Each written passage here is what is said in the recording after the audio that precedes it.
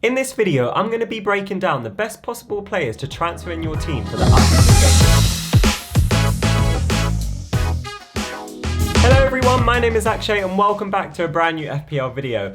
In today's video, I'm going to be breaking down the best possible players that you should be targeting for the upcoming game weeks and also for game week 4 as well. There are some absolute must-haves on this list and I'm going to be going through 4 players per position. I'm going to specifically be showing you the ownership of the players, the expected returns for game week 4, expected points, and where they're ranked across the next 5 games in their specific position. Before we get started, if you are new around here and you do enjoy this content, please do subscribe to the channel and leave a like on the video. It really helps the channel grow and I appreciate all your support. But other than that, let's get into it. So we'll start off with the goalkeepers, and just a little FYI before I get into it, this is ranked on the best players that I think you should be targeting. However, the order of these players on your screen is just by predicted points and where they're ranked across the next 5 games, not my personal ranking. However, I will tell you if I agree or disagree with their actual rankings that they've been given according to the predicted points. But anyway, let's get on to Sanchez. He's currently in my team personally. Just look at those fixtures for Chelsea coming up. Nottingham Forest, Bournemouth, Aston Villa, Fulham and Burnley. You can't ignore those fixtures. And Chelsea did manage to keep a clean sheet at the start of their easy run-in against Luton, which was very nice for me.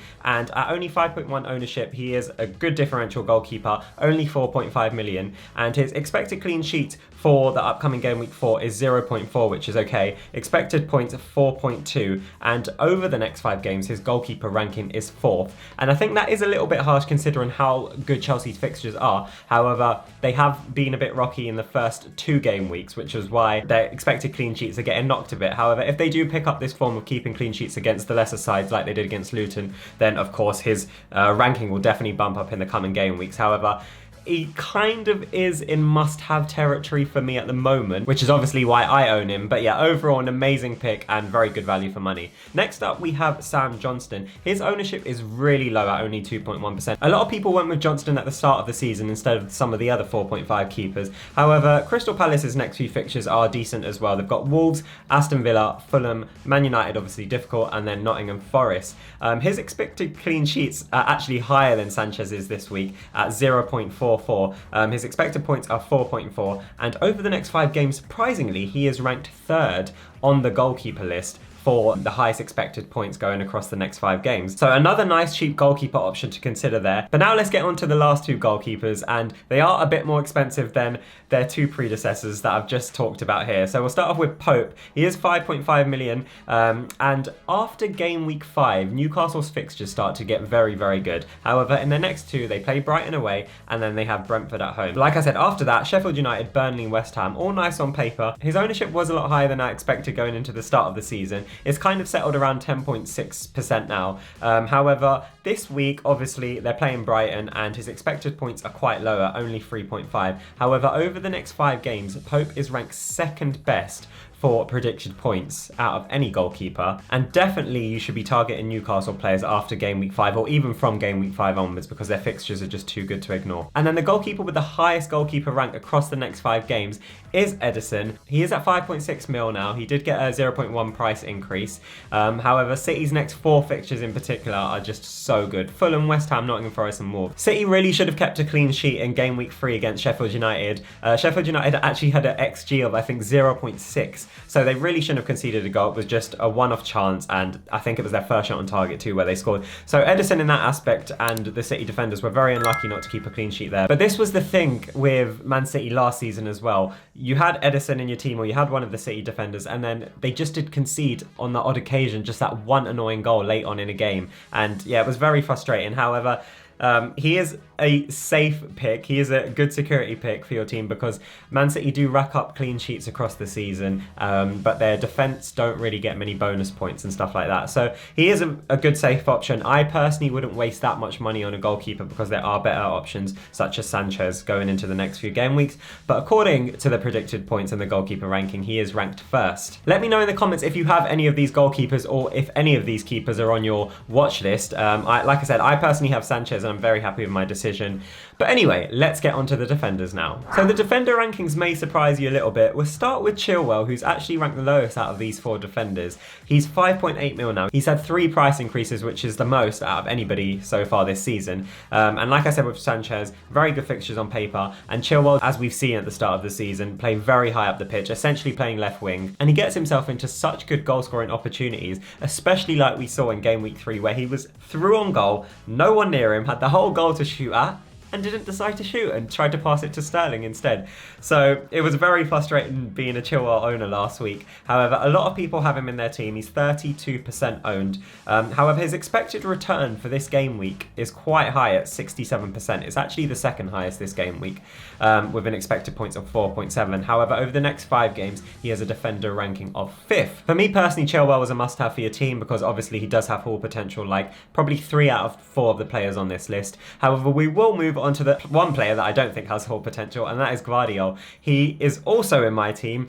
Like I said in my team selection video last weekend, he is a good safe pick to have, kind of like Edison. However, with Gvardiol, he is one of the cheaper Man City defenders at 5.1 mil. He's also had a price increase now, and across the next 4 fixtures, they should be keeping 4 out of 4 clean sheets, but you never know, City. And his ownership being quite low at 6.1%, so he is a differential. His return percentage this week is 65%, obviously with Man City very likely to be getting a clean sheet according to the expected data.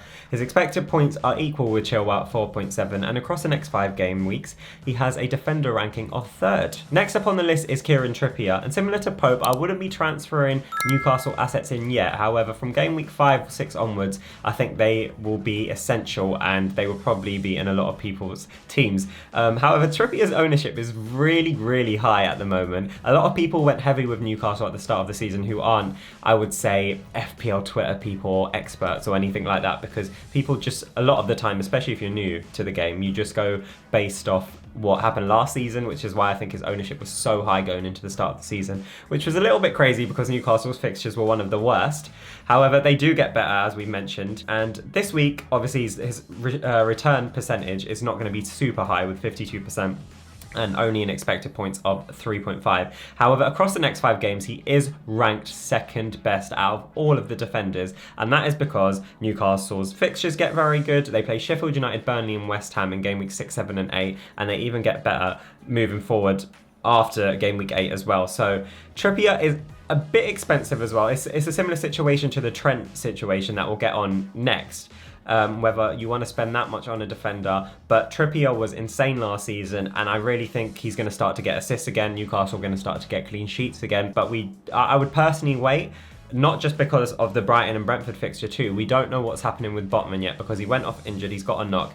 And if Botman isn't fit for game week 4 or game week 5, then that will kind of tweak the Newcastle defence a little bit. And I don't think they would be obviously as secure as they would with him. So I would hold off just for now. But come game week 5 and 6, I think Trippier is definitely going to be a very good pick. Now getting on to the final defender, who is ranked 1st across the next 5 game weeks. And I personally completely disagree with this. Trent should not be ranked 1st. I know it's based on predicted points, but I'm disagreeing with the AI's predicted points here. So Liverpool's next 5 fixtures are Aston Villa, Wolves, West Ham, Tottenham away, and then Brighton away. They are difficult fixtures across the next 5 games. I don't feel they're going to keep a clean sheet against Aston Villa, neither Tottenham and neither Brighton. So I can't really understand why the predicted points and rankings have put him so high up on the list. His ownership's decent at 13.2%. His expected returns for this game week is 81%.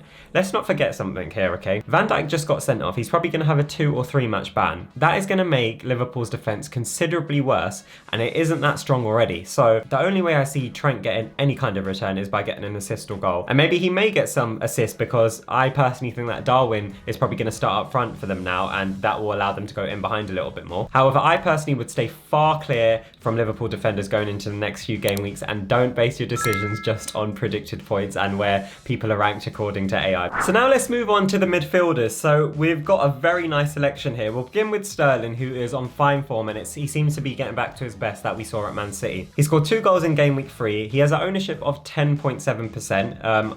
We talked about Chelsea's fixtures enough now, so I'm not going to keep repeating myself there. His expected return, if you don't understand what expected return is, for midfielders, it is expected goals plus expected assists plus clean sheets. So basically all the ways you can get a return. So for Sterling, that is 68% with an expected points of 5.3. However, his midfielder ranking over the next 5 games is very low down on the list at 13th, which is surprising because of how good he's been in the last 2 games. However, like I said, this is based on AI's predicted points algorithm, and I think that it's judging the past a little bit too much, which is probably why Sterling is ranked a lot lower than the rest of the list. However, he is such a great option to have in your team. He kind of falls under a little bit of differential territory because he's only at 10.7% ownership. However, I think his ownership is going to skyrocket in the next couple game weeks, and I wish I could have him in my team. I will try to fit him in my team next week, but if you do have the funds and if you don't already have triple Chelsea, he's kind of also falling under must-have essential territory for me at the moment. Moving next on the list, we have James Maddison, and what a start he's had to his Spurs career. He's had 2 price increases now, just one thing to know. He's now at 7.7 mil. Spurs' next couple games are very nice on paper with Burnley and Sheffield United. Then it gets a little bit difficult playing Arsenal away, Liverpool home, and then it gets okay again with Luton in game week 8. His ownership is 17.7%. He has an expected return of 69% in game week 4 and an expected points of 5.2%. His midfielder ranking across the next 5 games is 6, which is pretty good. But if we look at where Maddison's ranked in terms of stats for Spurs at the moment, he's had the most shots on goal. He's ranked first for that. He's ranked for the most shots on target. He's ranked for the most expected assists, the most big chances created, the most big chances received in a goal scoring opportunity. And overall, of course, he's ranked first for highest expected goal involvement so far. So he's literally first out of all of the most important stats that you would want from an attacking midfielder or anyone really. And definitely is a must-have for your team. I've got him in my team. I went with Maddison very early and I was, well, from the start of the season, and I was really happy I did. And you're probably thinking, why is his midfielder ranking so low then? So basically, I'll tell you, the expected points have put Man United and Arsenal assets very high up on the list for the next 5 games for some reason, which I personally don't agree with because they haven't started the season well at all. They've got difficult fixtures coming up, so that's why Maddison's quite far down when you think about how good he's been. It doesn't really represent how good he's been for Spurs, according to the predicted points and rankings. But anyway, we'll move on to Phil Foden now. He was unlucky not to start the game in game week 3 because he had an illness. He did come on to eventually luckily assist Man City's winner for Rodri's screamer of a shot. And his ownership is decent as well at 13.9%. He's also had a price increase to 7.6 mil. So it's just something to note if you don't have too much funds available. His expected points going into game week 4 are 5.9, which is quite high up on the list. He has an expected return of 70%, and his midfielder ranking over the next 5 games is 4th, which is good considering that is not based off him getting full 90 minutes every game. I think it's based off him getting 75 minutes a game. So very, very good stats when you consider that, and also very good value for money because he does have that explosive haul potential as well. And now let's move on to the person who's ranked first on the list, and that is Mo Salah. I did start the season with Mo Salah, however, I did take him out for my wildcard just to free up budget around the squad. But unlike Trent, Liverpool's defence is very rocky. I don't think they have too much of a problem in the attack side of things, and I think Salah, if you want him, is still a really good pick. We've seen his track record in FPL over the last 5 odd seasons. He consistently gets over 200 points, and he's a big game player as well. So for a premium player as well, his ownership I think is at quite a good level at 26.7% at the moment. His expected return is so high for game week 4 at 86%. They play Villa at home. He's got an expected points of 6.3, and like I said, over across the next 5 games, he's ranked first out of all of the midfielders. I personally wouldn't rank him first. I think Sterling and Maddison are better options, but if you do have him in your team, keep him. And if you are considering adding another premium in your team because you're probably going to have Haaland already, then I wouldn't say it's a bad choice going for Salah. But now finally, let's move on to the forwards here. So we've got another good range, and there's probably going to be one player in particular that's going to surprise you here. But we'll start with Alexander Isak. He's had 2 price increases already to 7.7 mil. Obviously, he had that price increase in game week 1 when he scored 2 goals, and he's just recently had another price increase. And what I think is going to to happen with Newcastle assets across the next 2 game weeks. I think they are going to start to see some price increases, especially players like Trippier, maybe even Gordon and Isak, because people are going to start to pre-plan and put Newcastle assets in their team, obviously. Like we said with Trippier and Pope, their next 2 fixtures are a little bit difficult, but then it gets very good for Newcastle, and Isak is the main man up front. The only thing to worry about with Isak is now they've got options in the left wing position with Gordon and also Barnes. He's not really going to be playing left wing like he did some of the time last season. It's just mainly going to be up front, and he does get taken off for Wilson quite a lot of the time, and Wilson by no means is a bench player at all. So I think there may be slight rotation risk with them too. So it's a little bit more of a risky play to have. His ownership is still really high at 28.8%, but I explained why I believe that the Newcastle assets ownerships were so high going into the start of the season. He has an expected return of only 44% in game week 4 because they do play Brighton away. And over the next 5 games, he has a ranking of 7th place. I personally would hold off on transferring Isak in for the next couple game weeks, and then maybe think about it from game week 6 onwards, just so we can see whether he will get rotated at all and if he's still coming off in the 75th minute most games and not getting full 90 minutes. Because like we see with the rest of the list, there are some other good options. We'll move on to Julian Alvarez next. He was so unlucky not to get an assist in game week 3 with Haaland missing the penalty. He would have had 3 attacking returns in a row if that happened across the first 3 game weeks. His ownership's under 10%, so differential 9.5% only. He has an expected return of 64% in game week 4, expected points of 5, and across the next 5 games he has a forward ranking of 6. He's kind of fit into like a centre forward KDB type role now that KDB's obviously injured for a while, and at only 6.6 mil to get a starting player like Alvarez's level is just such good value for money. And he is also another player that could be in the must-have territory if he carries on starting every game, which I believe he will be. And just some important stats which may help you make the decision for Alvarez. He's had the 2nd most shots in the Man City team, which obviously is going to be behind Haaland, but he's had the most key passes in the whole of the Man City team. He's made 12 key passes, so he's not only got goal scoring potential, he's also got massive assist potential as well. So yeah, at only 6.6 mil, it is such a great option to have in your team. Amazing value. And then getting on to the 2nd place on the list, which is the player that I said may surprise everyone, and that is Gabriel Jesus. He has had a price drop now to 7.9. Jesus' forward ranking is 3rd across the next 5 games. His ownership is only 1.5%. So if you do have him or you do put him in your team, he could be one of the best differentials so far this season because his ownership is so low, and he will probably be Arsenal's main striker going into the coming game weeks again. However, Arsenal's fixtures are difficult. Man United next, then Everton, which is okay, Tottenham, Bournemouth, and then Man City. So they haven't started the season well at all. Their new formation that they're playing isn't allowing them to create too many chances like we saw how explosive they were starting last season compared to this season. It's all a bit of a mess. And obviously with the return of Jesus, it is going to help the attacking side of Arsenal, don't get me wrong, which is probably why his expected returns is at 67%. But he's expected to play 87 minutes in game week 4, which I personally disagree with. I don't think he's going to get that long. I think he will get hooked around the 60, 70th minute just because he's getting back into fitness and things like that. And also Enquiries has started the season really well. He was so unlucky not to start. I personally think he should have started, so we don't even know what's going to happen here. It's a bit up in the air with the Arsenal attack at the moment, so I wouldn't risk putting him in your team, but if you did want to take a punt on him and it does work out for you, you could be getting some big rank increases with having him in your team. And then finally on the list is Nicholas Jackson. He finally got his first goal for Chelsea in game week 3. He was actually the player in the Premier League who missed the most big chances.